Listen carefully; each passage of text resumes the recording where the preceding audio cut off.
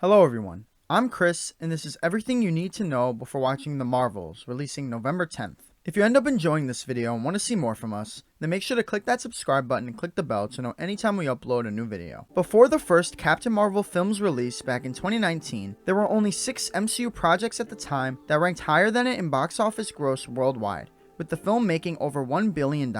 Reviews for fans and critics weren't too great for the film, which we personally did find enjoyable though, but with that kind of success commercially, and with how they'd set up the character, a sequel was always going to be the plan. She won't be alone for her second appearance in the titular role though, as over the last 4 years, we've also seen the progression and introduction of Monica Rambeau in 2021's WandaVision, and Kamala Khan, aka Miss Marvel, in her own TV series from 2022. And these 3 Marvels will also be joined by the returning Nick Fury, coming off the events of Secret Invasion. So before the new film, we've decided to take a look back at everything of importance these 4 characters have gone through so far. To begin, let's jump back to 1995 and to the planet Hala, the capital of civilization for the alien species the Kree, where we meet a woman named Veers as she awakens from a recurring nightmare, in which she relives a memory, though partially forgotten, as she struggles to remember much of her life prior to the last 6 years of her laying amongst the ruins of an aircraft crash and watching as a woman is killed in front of her by an unknown Skrull assailant, another alien species that the Kree have been at constant war with that can shapeshift and replicate other life forms. Unable to sleep, she asks her trainer Jan Rog, a Kree Empire commander and leader of their army, the Star Force, to spar with her. And through their contest, we learn of Veer's cosmic abilities, supposedly given to her by the Kree Empire's AI leader, the Supreme Intelligence, but she's still learning to control them, and they've instead focused her training on learning to fight without them. Following this, she's taken to meet with the Supreme Intelligence, who know beings capable of seeing in its true form, so it takes the form of the person they most admire. And for Veers, that person is the woman she saw killed in her dream, even though she has no memory of who she is. The reason she's been brought before the Supreme Intelligence, though, is to be awarded a spot on the Star Force, which she'd been hoping to join for a while now,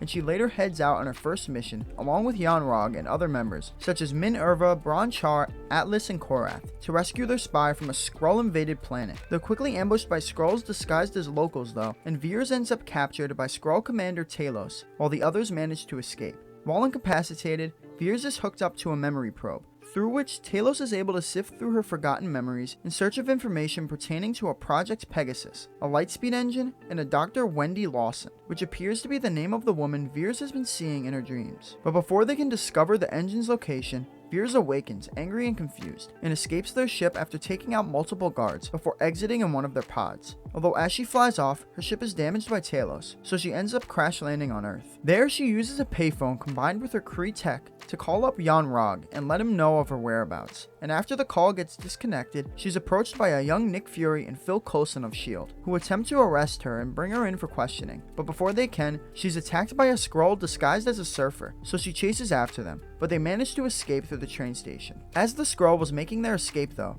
they left behind a crystal containing some of Veer's lost memories, including one of her and another unknown woman hanging out at a bar. To better understand what these memories mean, she heads over to said bar. Fury, meanwhile, had been chasing after her with who he thought was Coulson, but was soon revealed to be a Skrull that attacks him once their cover's blown. But Fury manages to get the better of their exchange as he sends his car crashing into another to kill the creature. Shocked and confused, he then tracks down Veers, hoping she can give him more insight on this alien species, and she agrees to help. So they head over to the Joint Dark Energy Mission Facility in search of records related to Project Pegasus and Dr. Lawson. Upon looking through said records, they learn that Lawson was actually an undercover Kree working on a project to end the Skrull War, before it was destroyed and she was killed, along with an unspecified pilot that a photograph seems to suggest was actually Veers. Also in that photo was the other unknown woman from her forgotten memories named Monica Rambeau. So she and Fury make plans of tracking her down to learn more, and fly off in one of the facility's ships, along with a cat named Goose that was already inside of it. They then arrive at Monica Rambeau's home, and there Veers is met by a hug from Maria's daughter Monica, who reveals her name on Earth was Carol. After Carol explains everything that's happened after her presumed death 6 years ago, Maria attempts to help her remember her past, explaining how they were best friends and both worked as pilots under Lawson prior to her disappearance.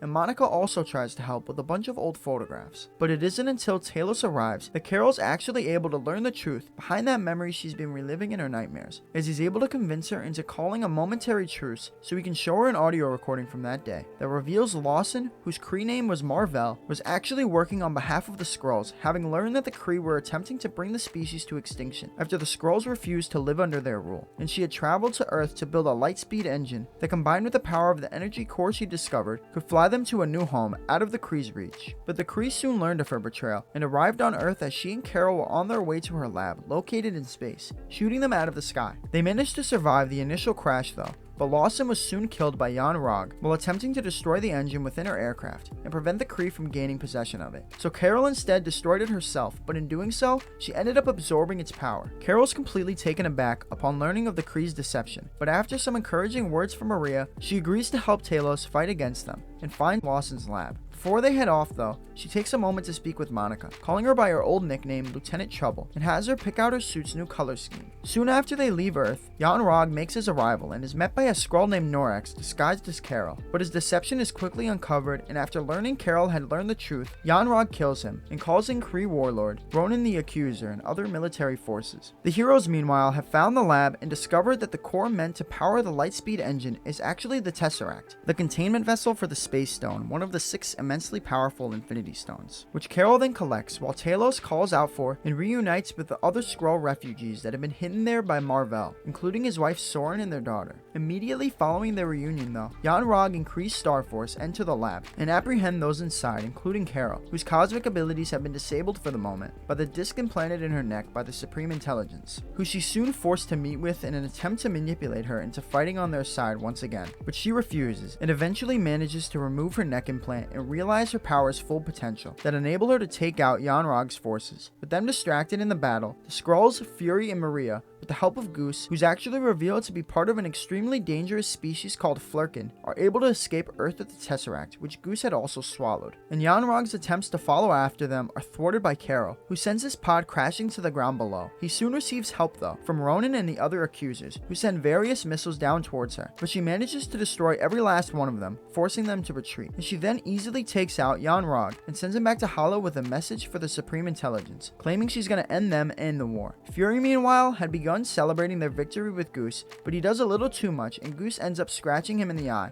Still, he continues to celebrate with Talos, Soren, Maria, and Carol, before the latter leaves Earth once again to find the Skrulls a new home. However, just before she leaves, she gives Fury a now upgraded pager to call out to her in case of emergencies. With her having the rest of the galaxy to look after, Fury proposes to Coulson that they should continue searching for other heroes like her, and he decides to label this idea the Avengers Initiative, named after Carol Danvers' call sign during her time on the Air Force. He also soon regains possession of the Tesseract, as it's thrown up onto his desk by Goose. Over the next 17 years, Fury actually does manage to find other remarkable people and form this team of Avengers, just in time to thwart an attack from an otherworldly being named Loki Laufeyson, who had actually been sent to collect the Tesseract by another incredibly powerful being from outer space, the Mad Titan Thanos, as a part of his quest to collect all 6 Infinity Stones, which includes the Space, Mind, Reality, Power, Time, and Soul Stones, with the objective of using them to bring stability to the universe by wiping out half of all life, as he believes its massive population will inevitably cause it to perish. But although they managed to set his mission back a few years, Thanos does still eventually succeed in collecting each of the stones in 2018.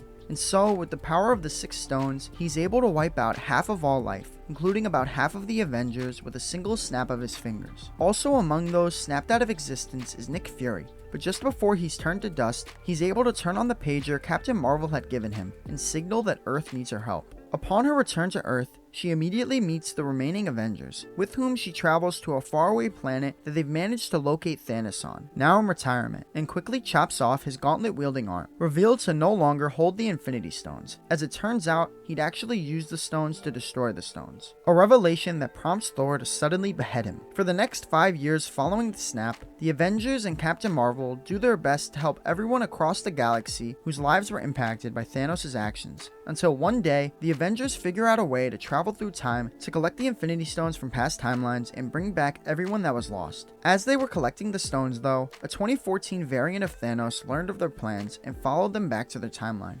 resulting in a huge battle that ultimately ends when Tony Stark, aka Iron Man, uses the power of the Infinity Stones and sacrifices himself to wipe out Thanos and his army. Among those snapped back into existence thanks to the efforts of the Avengers is a now adult Monica Rambeau, who the moment she was snapped away in 2018 had been sitting beside her mother in a hospital as Maria was in the midst of a battle with cancer. But unfortunately, when she returns to life, she's informed of the heartbreaking news that her mother had passed away while she was gone. Sometime following this, Monica decides to return to her position at the Sentient Weapon Observation and Response Division, aka SWORD, which had actually been founded by Maria a short while after Carol Danvers had once again left Earth in 1995. And Monica now finds herself working under Director Tyler Hayward, who, for her first job back, has her join Jimmy Woo of the FBI to investigate an anomaly surrounding Westview, New Jersey. Upon encountering and after getting a little too close to the anomaly though, Monica ends up trapped inside and put under the control of Wanda Maximoff, a member of the Avengers who during Thanos' quest to collect the stones forever lost the man she loved, a synthezoid named Vision, before being snapped away for 5 years. And following her return, she was unable to properly deal with his loss, ultimately leading to a breakdown that resulted in her spontaneously using chaos magic to create a hex over Westview and recreate Vision so that they could live the life they'd always dreamed about together. So when Monica's sucked into the hex, her role in the neighborhood is completely under Wanda's control, who turns her into Geraldine.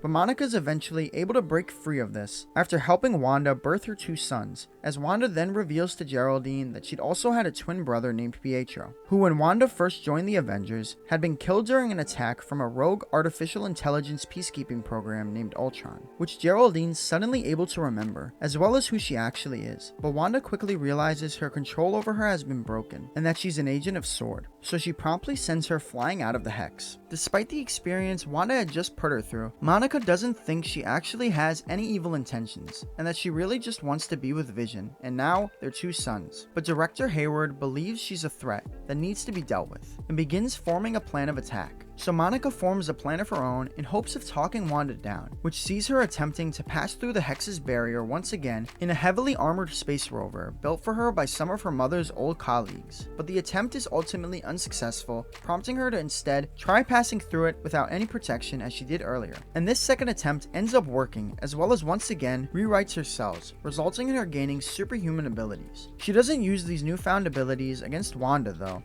and actually fights alongside her to thwart Hayward's attack, before Wanda eventually decides to give up her dream life and rid the civilians of Westview of her mind control. Following Wanda's exit, Monica's then met by what turns out to be an undercover Skrull, who claims she was sent by a friend of her mother that would like to meet with her. Heading elsewhere in New Jersey now, as in Jersey City, we meet a 16-year-old Kamala Khan, a Captain Marvel superfan, who she plans on cosplaying at the inaugural Avenger Con. Unfortunately for her though, her parents won't allow her to attend the event, so she decides she's just gonna have to sneak out with help from her best friend, Bruno Corelli, who's also a really good inventor and who creates a device that'll play a recording of Kamala whenever someone knocks on her door while she's gone. With her plan formed and ready, she looks to put the finishing touches on her Captain Marvel outfit and decides to wear along with it this unique bangle she'd found amongst some of her grandmother's old things, which she puts on for the first time once at the convention. But upon putting it on, she feels a sudden surge of energy, before briefly being transported to a purple-tinted realm. Although in a state of shock and confusion, she still heads up on stage to take part in the Captain Marvel costume contest, which we see one of her classmates, Zoe, who apparently has over 80,000 followers on social media, is also taking part in. But all the flashing lights and cameras overwhelm Kamala, and she suddenly begins shooting energy constructs from her hand, one of which hits a giant Ant-Man statue, resulting in further destruction, and Zoe nearly being injured after getting hit by a giant Mjolnir prop. But Kamala manages to brace her fall with a hand-shaped energy construct before fleeing the scene. Once she returns home though, she's met in her room by her mother, who's greatly disappointed in the woman she's becoming, and tells her to stop obsessing over her fantasies. But Kamala no longer needs to fantasize about Captain Marvel and her cosmic powers, since she's now stumbled upon some of her own, which she begins learning to control the following day with Bruno. Also during school, she overhears that Zoe's throwing a party in celebration of all the new followers she'd gotten from her encounter with a superhero, who she's nicknamed Nightlight. And after learning her crush, Cameron, will be attending, Kamala convinces Bruno and her other best friend Nakia to go with her as well.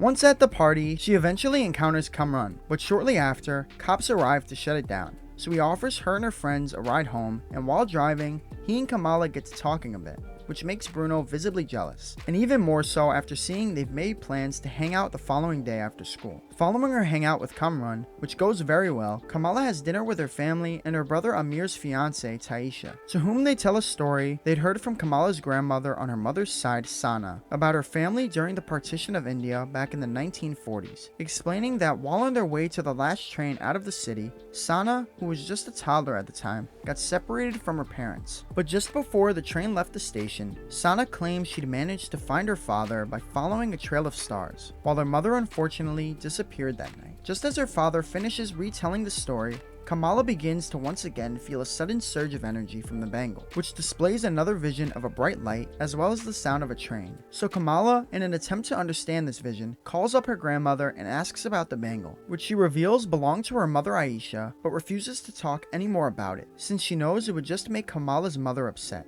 as she's always disliked Sana's crazy stories. So, while out celebrating Eid with her family, Kamala speaks with whom she's nicknamed the Illuminatis in hopes of learning more about Aisha and the bangle. But before she can really learn anything, a young boy suddenly falls while taking photos out a window. So Kamala suits up in her Captain Marvel outfit and uses her cosmic abilities to save him. Although as she does, she sees another vision created by the bangle of an unknown woman reaching out to her, before she's then chased by agents of the Department of Damage Control and their Stark Industries drones. She's able to avoid them though, and ultimately escapes with the help of Kamran driving by, who then introduces her to his mother Najma, who turns out to be the woman she saw in her vision. Najma reveals that she and Kamala's great-grandmother were both part of a group called the Clandestines from the Noor dimension who were exiled to Earth centuries ago, and during that time, the group got separated and lost contact with Aisha, who was also the last in possession of the bangle that they claimed could send them back home. So for years, they believed their chances of going home were lost, until they were once again able to sense the bangle's presence when Kamala first put it on. So they now ask for her help in returning them to their dimension, and she agrees before them meeting back up with Bruno to ask for his help. But the more he looks into it, the more reasons he finds not to do it, believing it could result in mass destruction if not done right. So Kamala informs Kamran that she'll need more time. She then for now shifts her focus to her brother's wedding,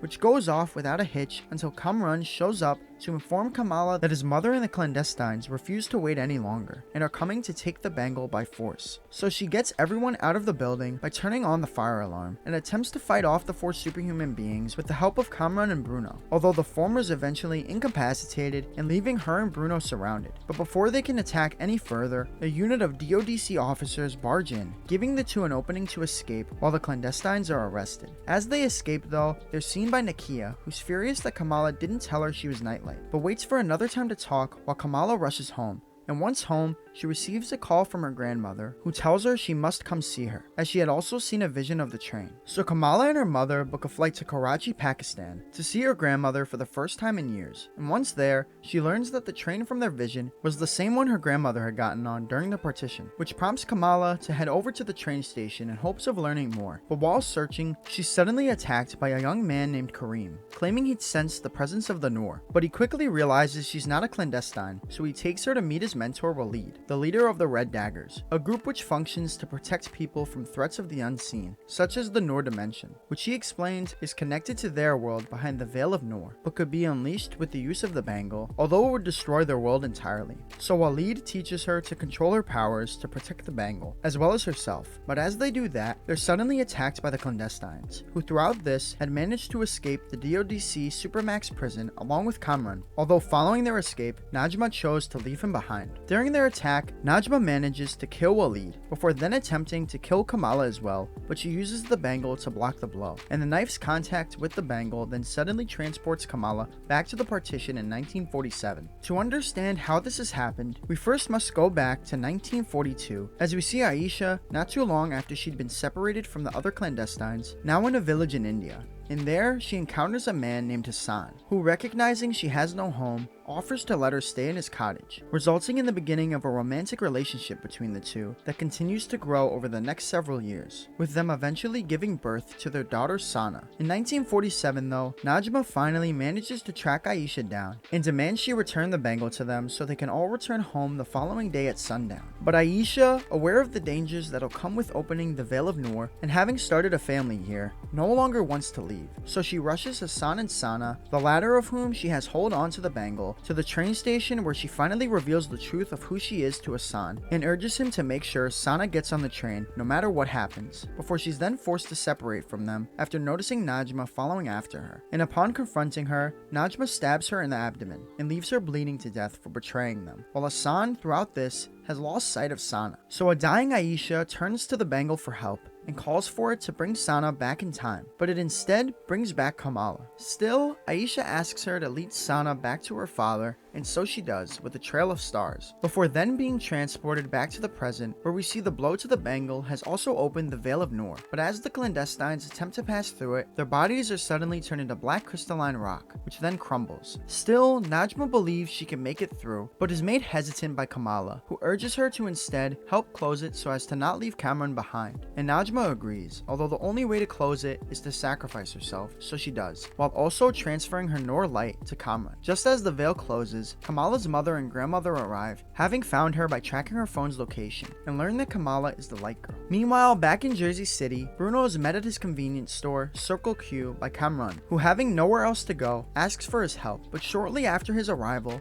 a DODC drone shows up and destroys Circle Q. Kamala quickly learns about this upon returning home, so she, now fitted in a new superhero suit made by her mother, heads out to find him and Bruno. And once she does, they make their way over to and hide in their high school. There, they also meet up with Nakia, who Kamala apologizes to for not telling her about her superpowers, before the group, which is soon joined by Zoe, who had been filming TikToks in the school's theater, as well as Kamala's brother Amir, sent by their mother to keep an eye on her, are forced to form a plan to distract and stall the DODC until they're able to get Kamran to the harbor, where she was told to take him by Kareem, who had agreed on the phone earlier to help get him out of town. As they do that, we see that one of the DODC's head agents, Agent Cleary, isn't too happy with how the case's leading agent, Sadie Deaver, has been handling things, specifically with the fact that they're planning an attack outside of a high school, so he orders her to evacuate, but she decides to instead have her men move in. Once inside though, their attempts to apprehend Kamran and Kamala are thwarted by the other kids, who do a good job of distracting them before ultimately being arrested. As soon as the two make it outside though, they're sent flying by a blast from the DODC's Stark sonic cannon, so Kamala, in an attempt to protect herself and a momentarily incapacitated Kamran, begins for the first time, transferring hard light along her arms and legs to elongate them, allowing her to destroy the cannon and easily take out the remaining officers while Kamran regains consciousness. A furious Kamran then begins unleashing his Noor light on the earth, still reeling from his mother leaving him behind, as well as her apparent death. But his attack is stopped by Kamala as she reveals that her mother sacrificed herself to save him in this world, calming him for the moment, and she then punches a hole through the ground for him to escape through, before then escaping herself by walking on hard light above the unit of DODC officers, including Agent Deaver, who subsequently fired for going against Cleary's orders. Now back at home, Kamala is met by her father, who praises her for her heroic efforts and also gives her a new superhero name, revealing that Kamal actually means Marvel in Urdu, so he calls her his Little Miss Marvel. We then jump ahead 1 week later as Kamala and Nakia are saying their goodbyes to Bruno, who's heading off to California to attend the California Institute of Technology. But just before he leaves, he reveals that he'd taken a look into Kamala's genetic makeup and realized that her genes are different from those of her family, with her being the only one with any actual supernatural ability, even prior to her gaining these powers, and he reveals that she's actually a mutant. Sometime after this, things continue to get weirder for Kamala, as her bangle oddly begins glowing, before she's then suddenly teleported elsewhere, trading places with Captain Marvel. With our three Marvels out of the way, let's shift focus back to Nick Fury, who after returning to life from the blip, struggled mightily to deal with the trauma Thanos' attack brought on, so he decided to immediately leave Earth and instead stayed on the human-Skrull aerospace defense system, Saber, for the next 2 years, until he's eventually forced to return to Earth due to a Skrull invasion that he played a part in causing. As we mentioned earlier, back in the 90s, Captain Marvel and Nick Fury had promised the Skrulls they'd find them a new home, but until then, Fury requested they begin working for him as his secret spy network. So the Skrulls aided Fury from behind the scenes all the way up to the hero's battle and victory against Thanos, after which Fury then sent them to collect the Avengers' DNA from the blood they'd shed during the battle, which he called the Harvest. Shortly following this is when Fury suddenly left Earth to stay on Saber, frustrating the Skrulls who've now spent almost 20 years without a home, and especially frustrating Gravik, the youngest member of Fury's original Skrull spy network, who soon after took Talos' place within the Skrull Council, due to Talos having lost their favor for still believing in Fury. And since then, Gravik and his loyal followers have settled in an abandoned Russian nuclear plant, which they've named New Skrullos, and have begun plotting to start World War III between Russia and the US. In addition to pitting the humans against one another, Gravik has also been working on a machine to transform the Skrulls into Super Skrulls, although in order for him to complete this, he'll need to locate the Harvest, which after multiple attacks on both the US and Russia, in addition to making Fury a wanted man and killing Talos, his wife Zoran, and Fury's close friend, Agent Maria Hill, he eventually convinces Fury to bring to him. So with the harvest now in his possession, he promptly powers on his machine with him and Fury both inside, and transforms himself into the first Super Skrull, before then going to kill Fury, who appears heavily weakened by the device. But it turns out it was all a ruse, as Fury was actually Talos' daughter Gaia impersonating him, meaning she's now also a Super Skrull. And after a back and forth battle, during which they each showcase the Avengers' various powers, she's able to kill him with a blast through the chest. Following Gravik's defeat, Fury is informed from Saber that the Kree are actually open to peace talks with the Skrulls, so he returns to the ship along with his Skrull wife, Vara. And that was everything you needed to know before watching the Marvels. If you enjoyed this video or found it helpful in any way, then make sure to leave a like and subscribe to the channel. And also, let us know in the comments below which of the Marvels' 3 main characters is your favorite. But once again, thank you all so much for watching, and I'll talk to you again soon.